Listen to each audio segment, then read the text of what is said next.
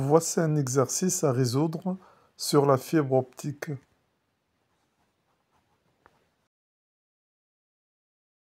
Bien, nous allons maintenant faire la résolution de l'exercice. Il s'agit d'une fibre optique à saut d'indice. Cela signifie que la fibre est composée de deux parties principales.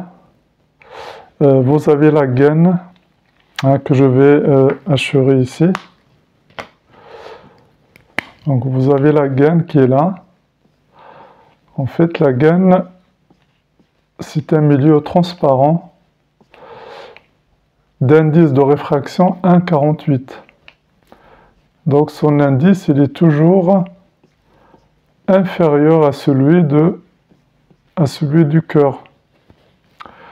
Donc vous voyez, vous avez au centre, vous avez le cœur. Et le cœur, normalement, son indice, il est toujours supérieur à celui de la gaine. Donc ici, nous avons 1,52 pour le cœur.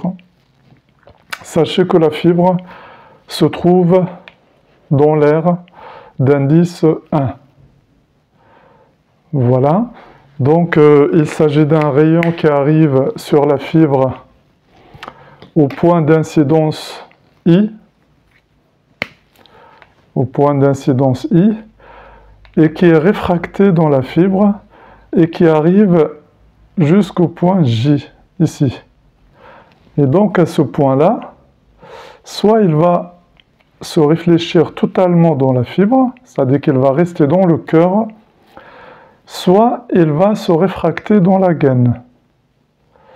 Et sachez que pour une fibre optique, son intérêt, bien entendu, c'est que le rayon qui est réfracté au point I doit rester dans le cœur pour sortir à la fin de la fibre et bien sûr transporter de l'information, transporter de l'image, etc., etc. Donc voilà la situation du problème. On va répondre à la première question. On vous demande de donner la relation entre alpha, bêta. Bêta, c'est l'angle qui est là. Vous voyez, c'est l'angle de réfraction. NR et NC, c'est-à-dire l'indice du cœur. Hein, je vais le mettre là si vous voulez. NC. Donc sachez que il s'agit tout simplement de la loi de Descartes ou bien de la loi de Snell-Descartes, hein, qui donne la relation entre les angles. Donc la première chose ici à vérifier et puis à observer surtout, c'est que le dioptre, c'est le trait vertical ici. Vous voyez? Donc le dioptre, c'est celui-là. Vous voyez que dans le cours, vous avez l'habitude, bien sûr, d'avoir un dioptre horizontal. Là, il est vertical. Le trait en pointillé ici, c'est la normale. Je peux écrire ici normale, la normale. Sachez que la normale, c'est la droite perpendiculaire au dioptre. Alors, on le voit ici, c'est la droite perpendiculaire au dioptre. D'accord? Si vous tournez votre feuille, par exemple, sur laquelle vous êtes en train de faire l'exercice, hein, le schéma il est comme ça, et vous le pivotez comme ça. Vous allez retrouver, bien sûr, le schéma classique que vous avez étudié en cours.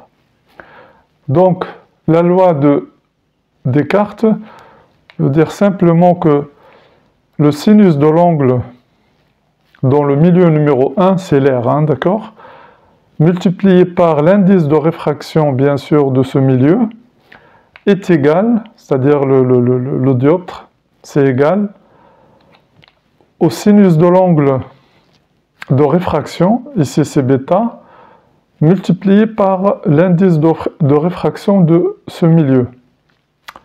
Donc attention, vous avez vu dans le cours N1 sinus I1 égale à N2 sinus I2, d'accord? Ça c'est la loi bien sûr générale, bien entendu, mais quand on l'applique, on respecte les notations des angles. Vous voyez le I1 ici, Le E1, c'est alpha, dans ce cas-là, vous voyez, ici. Le N1, il est noté NR, donc je vais le noter N petit a. Le N2, ici, il est noté N indice C, ça veut dire l'indice du cœur. Et pour le I2, ben, il est noté bêta, ici bêta, vous voyez?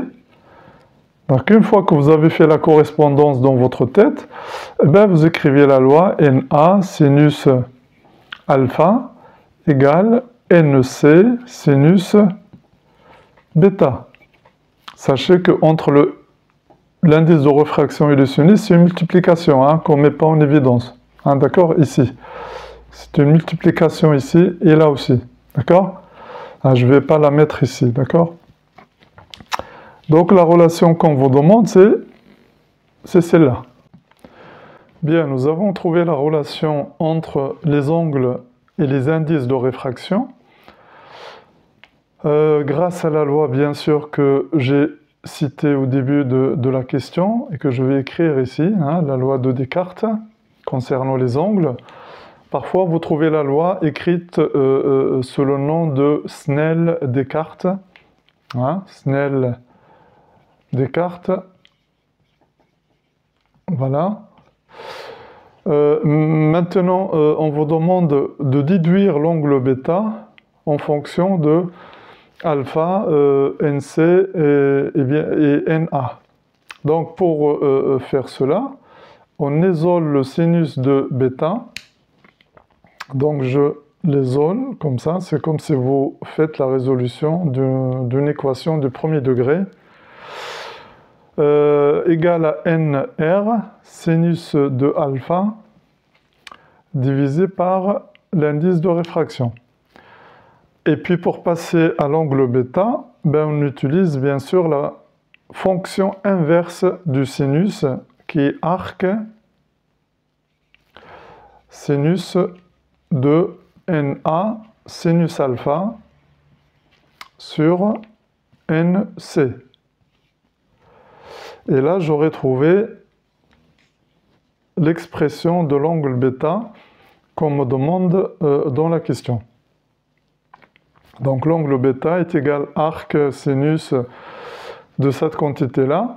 Et sachez que dans la calculatrice, bien sûr, le arc sinus, arc sin, vous le trouvez écrit en sin moins 1. Vous voyez? C'est le sinus moins 1 sur la calculatrice pour faire des calculs. Voilà pour la première question. On passe maintenant à la deuxième question. Bien, la deuxième question, on me donne la valeur de l'angle alpha, hein, donc c'est égal à 17 degrés. Hein, voilà. Et on me demande de calculer l'angle bêta. Bien entendu, je reprends l'expression que j'ai trouvée dans la première question, à savoir bêta égale, je vais la rappeler ici, arc sinus NR sinus de alpha divisé par NC. Donc là, il suffit de remplacer bien sûr les grandeurs physiques par leur valeur, arc sinus. Donc pour l'indice de l'air, c'est 1. Hein. Je peux prendre les deux chiffres après la virgule pour les chiffres significatifs, fois sinus de 17,0 degrés. Voilà. Et je divise tout ça par 1,52. Et je trouve pour bêta, tout calcul fait, hein, on trouve 11,1 degrés. Voilà. Donc faites attention ici pour le calcul. Alpha étant donné en degrés, la calculatrice doit être absolument réglée sur les degrés. Sinon, le résultat que vous allez trouver sera faux. Donc je vais le noter en rouge. attention pour les calculs, attention, calculatrice,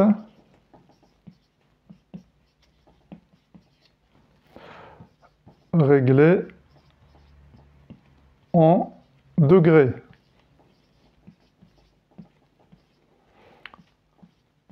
Voilà. Si ce n'est pas le cas, admettons que la calculatrice est réglée sur les radians, parce que vous avez fait un cours de maths avant, l'exercice par exemple, ou bien vous avez utilisé les radians pour vous-même, et que vous n'avez pas changé bien sûr les radians en degrés, eh bien vous allez prendre cette formule, vous allez mettre 17, et la calculatrice va comprendre 17 radians. Et donc vous allez avoir un résultat qui est faux pour l'angle bêta. Donc faites attention, hein, parce que il vaut mieux faire ça que de convertir les alpha qui est en degrés en radians. Vous voyez, bon, c'est un peu plus...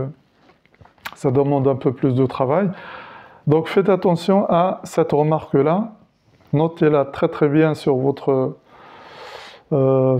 cahier. Maintenant, nous passons à la question 3. Bien, la question 1.1.3, bien sûr, j'ai répondu à cette question même en donnant la formule. Vous voyez, la formule demandée dans la première question. Bon, si vous avez répondu à cette question avant, ben, on peut aussi la citer ici, quoi. Donc, on a utilisé, bien sûr, la loi de Descartes, d'accord? Donc, le savant ici, savant, c'est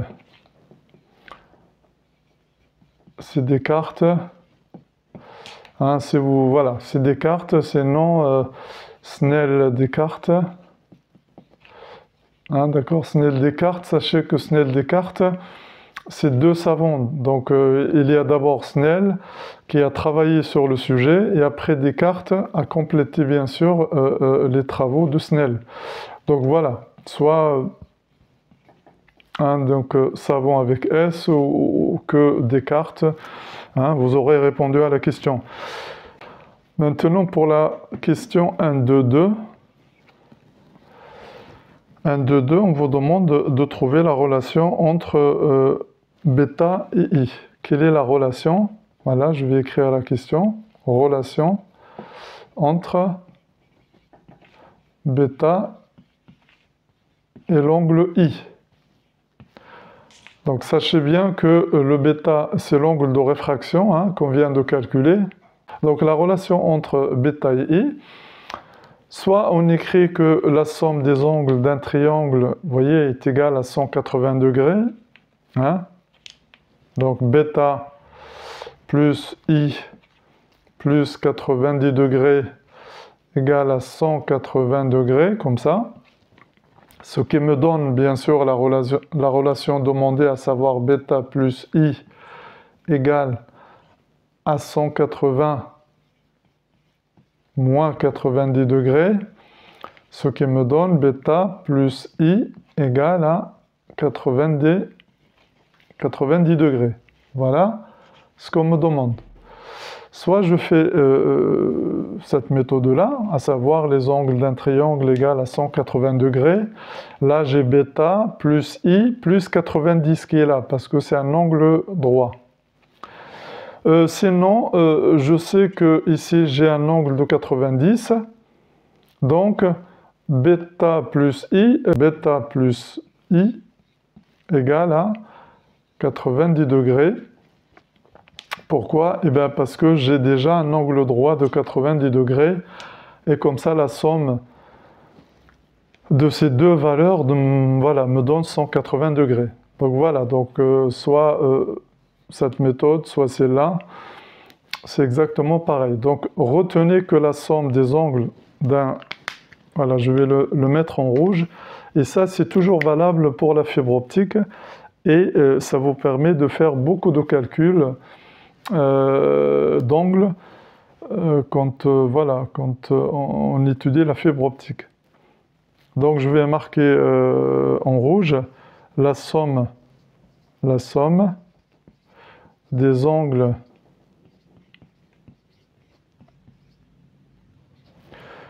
d'un triangle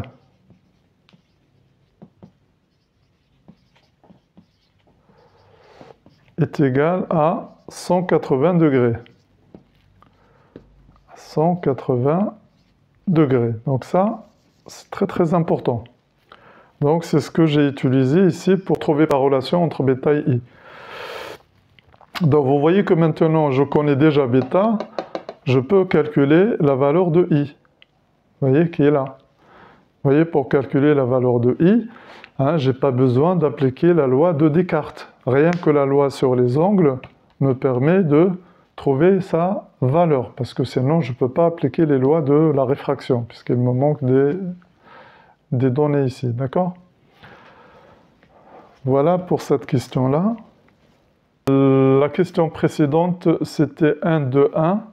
1, 2, 1, on a trouvé bêta plus i égale à 90 degrés, d'accord? Et la question maintenant 1, 2, 2, on vous demande de calculer l'angle i. Donc i, bon, est égal à 90 degrés moins bêta. Donc ce qui me donne i égale à 90 degrés moins 11,1 degrés, ce qui me donne 78,9 degrés. Voilà la valeur de i. Et d'ailleurs, cette valeur-là, on vous la donne dans le sujet. Vous voyez, au cas où vous ne trouvez pas sa valeur, vous pouvez faire la suite du problème. Vous voyez? Donc voilà, en partant de la relation entre bêta et i, eh bien, on calcule la valeur de i tout simplement. Donc ça, c'est la question 1, 2, 2. Et on passe maintenant à la question suivante. Pour la question 1, 3, 1, pour la question 1, 3, 1, on vous dit que les rayons, bien sûr, se propagent dans la fibre optique par le phénomène de la réflexion totale. Et on vous demande pourquoi. Eh bien, pour la raison suivante, si les rayons, par exemple, ne se réfléchissent pas totalement dans la fibre, ils ne vont pas sortir à l'extrémité de la fibre, et donc ils ne vont pas transmettre l'information qu'on cherche à transmettre. Vous voyez? Donc si le rayon, par exemple, sort par la gaine, hein, c'est qu'elle est perdue. Ça veut dire que l'information qu'elle transporte n'arrivera pas à destination. Donc voilà la raison pour laquelle la réflexion totale est importante dans la fibre, pour que tous les rayons, ou bien le maximum de rayons qui transportent, qui transportent une information, sortent à l'extrémité de la fibre et puis restituent l'information, bien sûr, qu'elle transporte, ou les informations. Hein. Donc, quelle est la condition pour la question 1, 3, 2? On vous demande quelle est la condition sur i pour qu'il y ait réflexion totale. Ça veut dire pour que le rayon qui est là reste dans le cœur de la fibre. D'accord? Pour cela, il faut calculer un angle qu'on appelle l'angle limite. Calculer l'angle limite. L'angle limite, qui est donné par sinus de i limite égale toujours l'indice le plus petit sur l'indice le plus grand. Donc l'indice le plus petit, c'est ng sur nc. Et par conséquent, si j'ai les valeurs, bien sûr, des indices, je calcule I limite qui est égal à arc sinus de ng sur nc. Voilà. Donc sachez que il y a réflexion totale, bien sûr, dans le cœur, si l'indice de réfraction du cœur est supérieur à l'indice de réfraction de la gaine. Ça, c'est une condition indispensable. Ensuite, il faut que l'angle I soit supérieur à l'angle limite qu'on vient de calculer ici. Donc, on a calculé l'angle limite. Donc, réflexion totale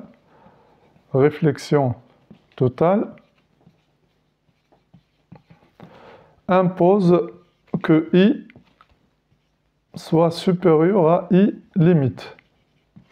Voilà la condition. Donc, on a déjà calculé I. Donc, il faut calculer I limite pour faire cette comparaison. D'accord? Et je vais noter en rouge. On ne peut parler de réflexion totale, ou bien la réflexion totale ne peut être possible que si le rayon se trouve dans un milieu plus réfringent que l'autre.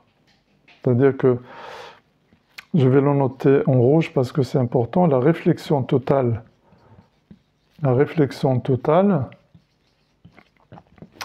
ne peut être possible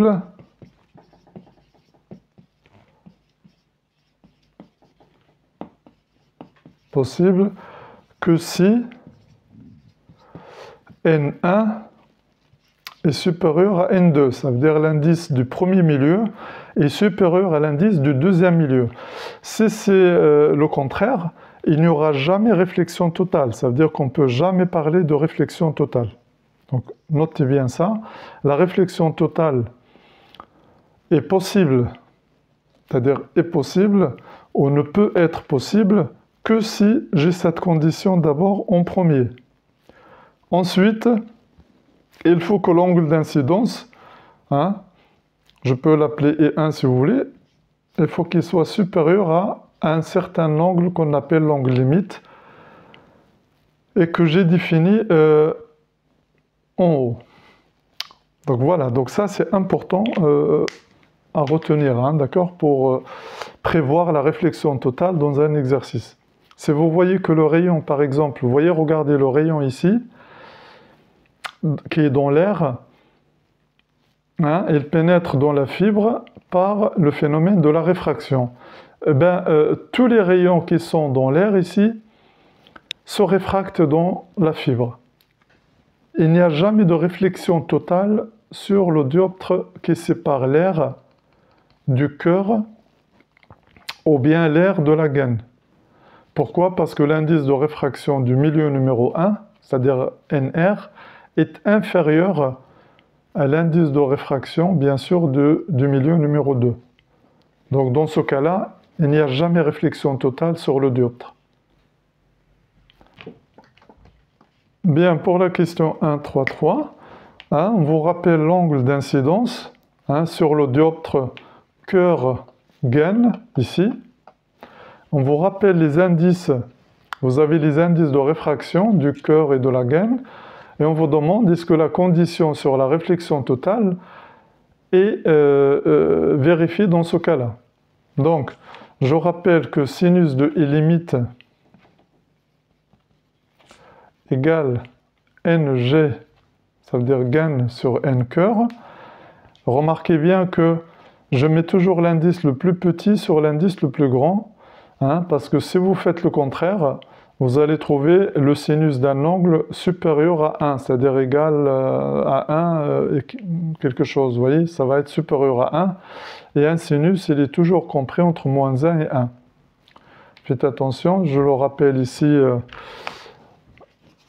je le rappelle en rouge ici. Bien, je vais l'écrire ici, le sinus de I limite est égal toujours indice le plus petit,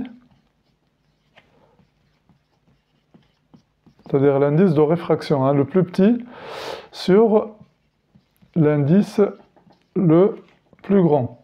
Toujours. Sinon, on aura un sinus supérieur à 1, ce qui est impossible. Et lorsque vous cherchez à calculer I limite, votre calculatrice vous marquera erreur. Donc retenez quand même cette règle-là, vous voyez, qui est en rouge. Elle est bien pour le calcul. Il suffit de prendre I limite, qui est égal à arc sinus de NG sur NC.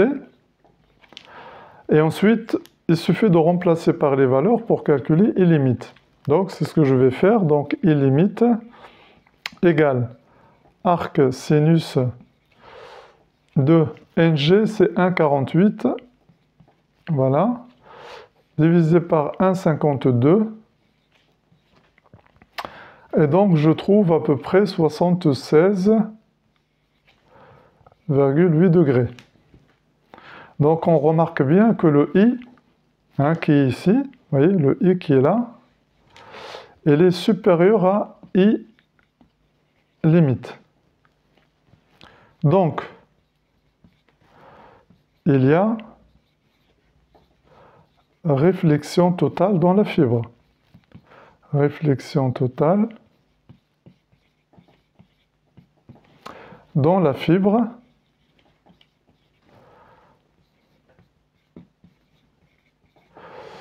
pour le rayon qui est donné, pour le rayon donné.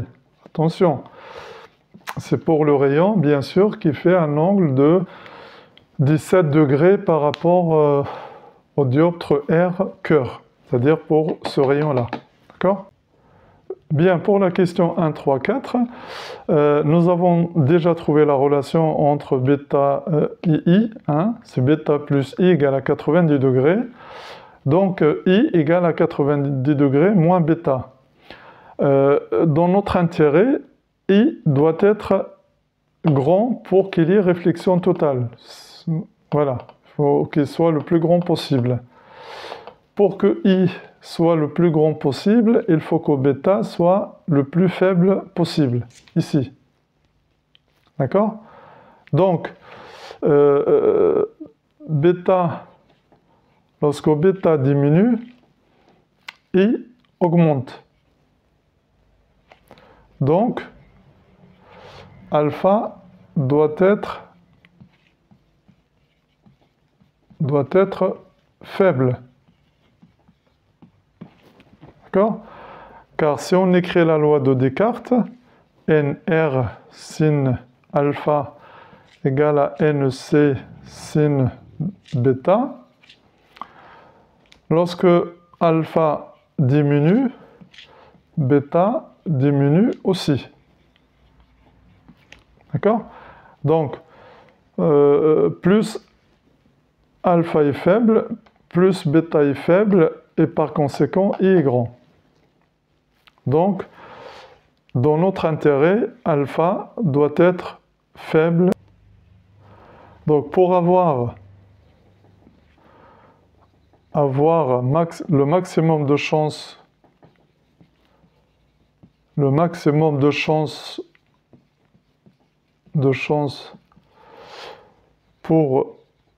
pour la réflexion totale,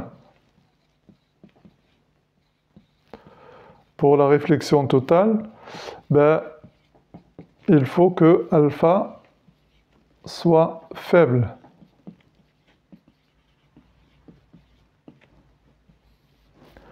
D'accord? Alpha est faible, ça veut dire que bêta est faible. Et puisque I c'est 90 moins bêta, eh bien I sera grand. Une fibre à gradient d'indice est une fibre composée par plusieurs couches superposées les unes sur les autres. Vous voyez? Donc on a la couche qui est rouge, c'est la couche centrale. Son indice de réfraction, N, est le plus grand. Et plus on va vers les extrémités, plus l'indice de réfraction de chaque couche diminue. D'accord? Donc si on prend par exemple ici la N, N1, N2, N3, etc., etc. Et là aussi N1, N2, N3, sachant que 1, 2, 3 représentent les couches, ben bien sûr que N1 est supérieur à N2, est supérieur à N3, etc., etc. Et là c'est pareil, N1 supérieur à N2, lui-même supérieur à N3, d'accord? Donc lorsqu'on va vers les extrémités de la fibre, l'indice de réfraction diminue. Bon, ça, c'est la définition d'une fibre à gradient d'indice. Une fibre à saut d'indice, je vais juste faire le schéma vite fait ici. Ben, on vient de la faire, c'est comme ça. Donc, vous voyez que vous avez ici le cœur, indice NC, et après, vous avez la gaine NG. Donc, vous voyez que on passe de NC, toute cette couche-là, à le même indice. Vous voyez, c'est NC. Et toute cette couche-là à NG. Donc on appelle ça une fibre à saut d'indice.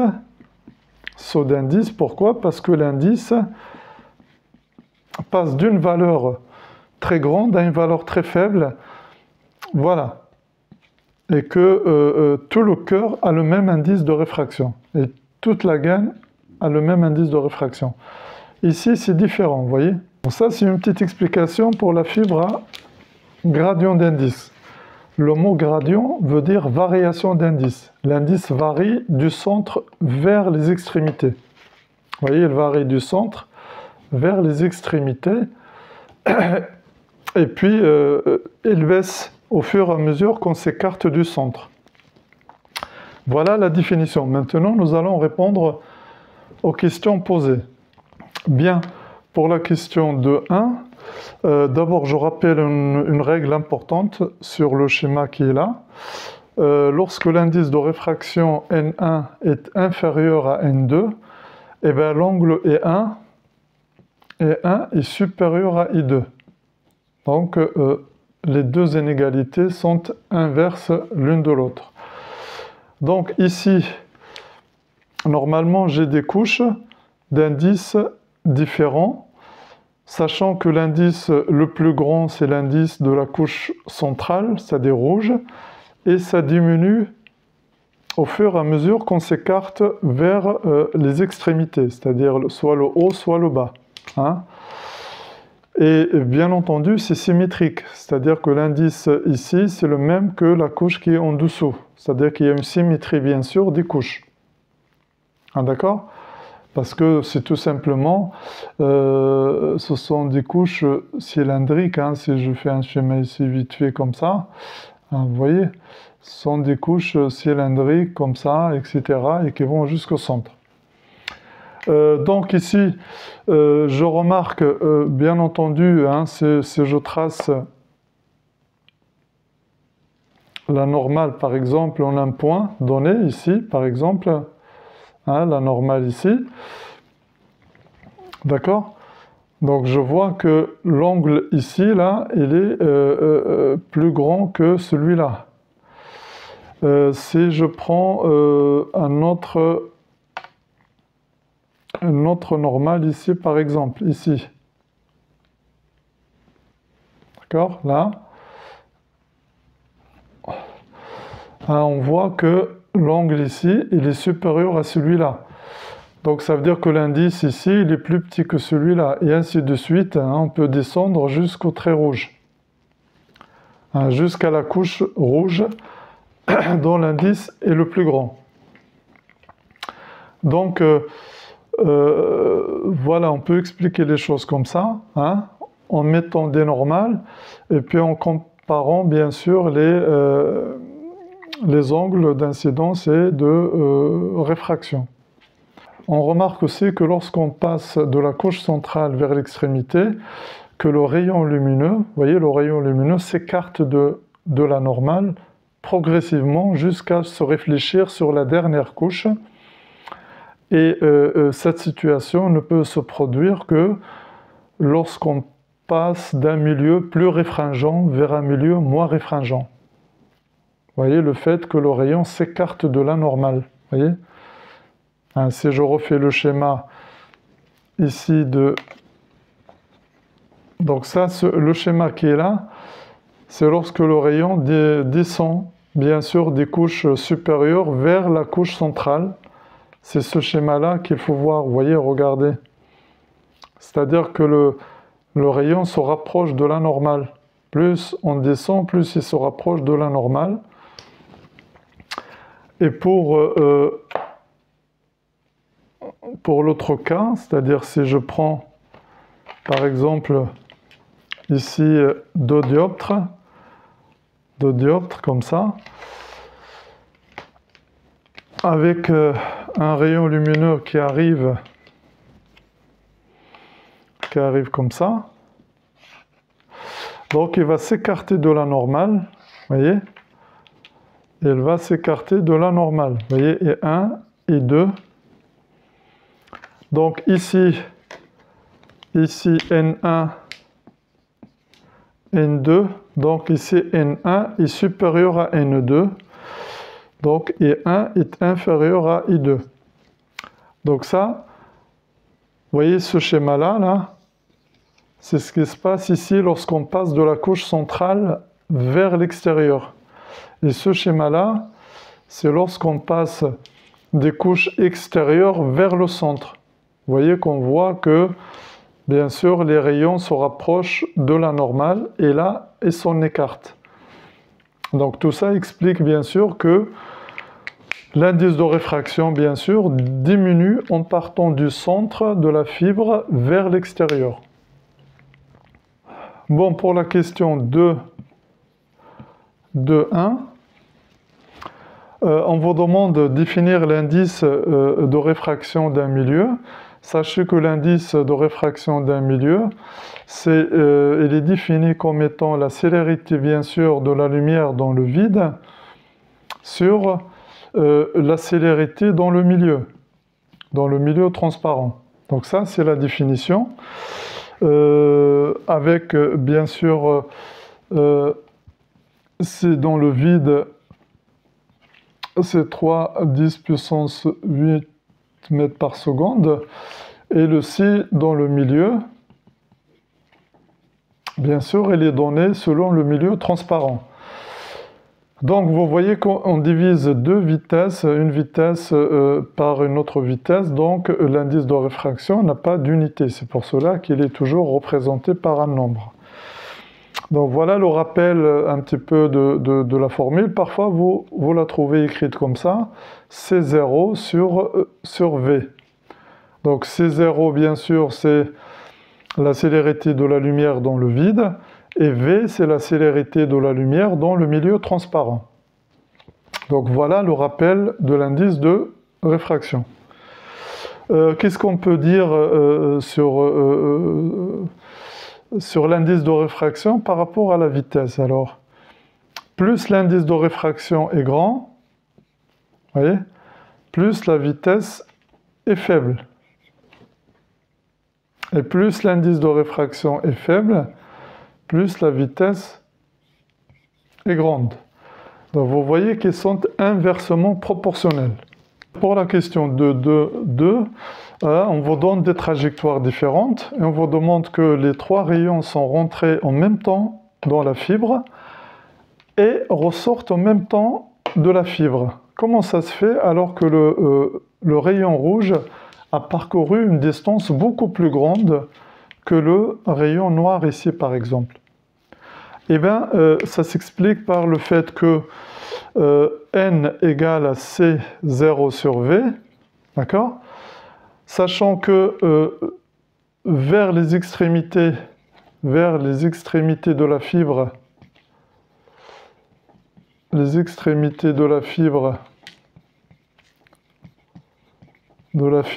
n est faible, donc la vitesse est grande. Donc la vitesse est grande. Donc ça va aller plus vite. Vous voyez, ça c'est important ça.